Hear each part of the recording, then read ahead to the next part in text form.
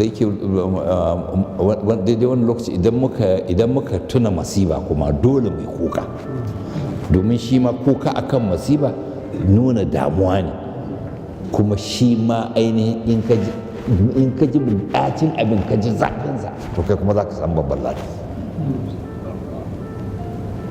shi duk lokacin da muka tuna muka yi hawaye to za ka ga daraja, ka ga hawaye akan sai da Fatima ya nuna daraja ne. An ce Hur bin Yazid da ya je aka tura shi ne janar din Yazid da aka ce ya tsare Imam Hussein duk inda ya gan shi.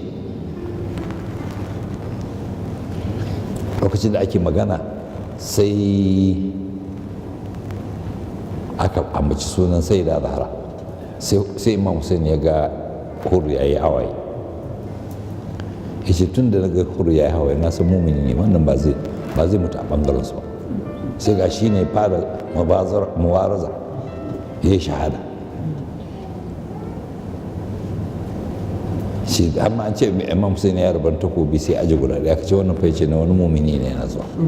shi ne da ya zo shi ai tun da na ga hawaye ya gangaro maka da aka amince uwanmu na san kai mumini ne, ba za ka taɓa cikawa tare da wani mutane ba ka shekar da hawaye a kan sai da Zahra ya zama kai ba mumini ba ne.